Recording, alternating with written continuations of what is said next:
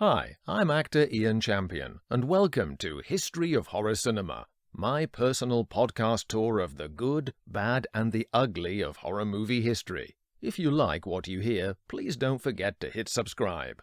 One Body Too Many, 1944. After the dying swan song of 1944's Return of the Ape Man, Bela Lugosi was freed from the shackles of his Monogram 9 contract to hopefully gain better results despite the lack of dubious security in his status. His first freelance venture was as support in Paramount's B-picture division Pine Thomas Productions in One Body Too Many, released in November of that year. This was a passable B-movie based on that old creepy warhorse begun with The Cat and the Canary, of murder shenanigans based around the terms of a contested will fought over by potential beneficiaries who are forced to stay together in the deceased's house.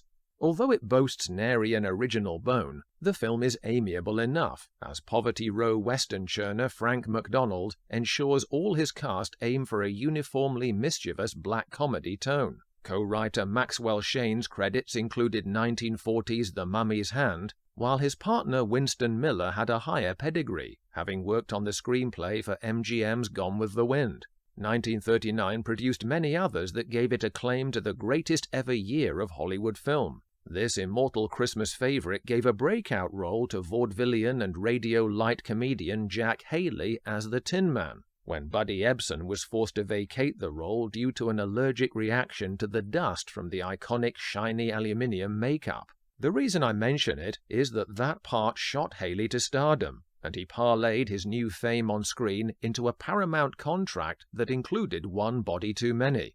Haley is the energy center of the movie, as innocent, wisecracking insurance salesman Albert Tuttle, a likable coward who nervously cracks wise, reminiscent of Bob Hope.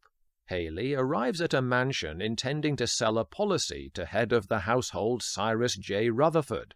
Unbeknownst to him, Rutherford has died, leaving a will that has just been read to a gathering of his relatives.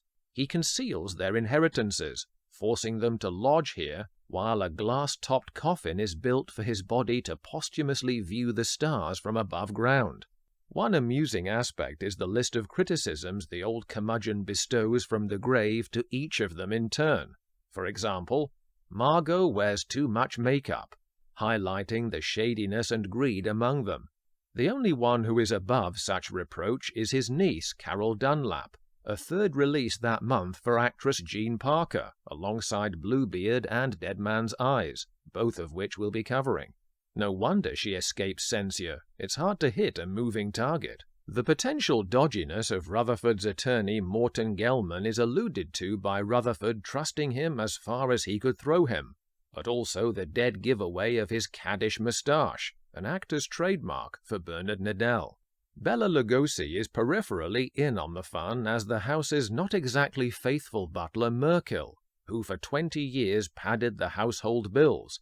This proves the mildest accusation against him, as he's in league with Matthews the maid, Blanche Yerker, Bianca from Cry of the Werewolf, in scheming to wipe out the entire clan, leaving them as sole inheritors. Although he has little to do, his grave tones contrast well with the lily-livered excitement around him. There's also an amusing running gag where he continually persists in trying to induce everyone to drink his rat-poisoned coffee. Tuttle and Carol join flirtatious forces, while an evil familial threesome plan to bury Rutherford's corpse underground, thus forcing a conditional reversal of the designated sums awaiting the planned inheritors. The plot falls back on the clichés exhausted from the many variants of this story setup. Sliding wall panels, unidentified sinister looming over our hero in bed, etc., yet are played with verve and gentle wit. The playful feel is aided by Alexander Laszlo's cheeky score, the kind that telegraphs comic spot effects with a duck whistle. He would go on to compose for such lurid titles as 1959's Attack of the Giant Leeches and Beast from Haunted Cave.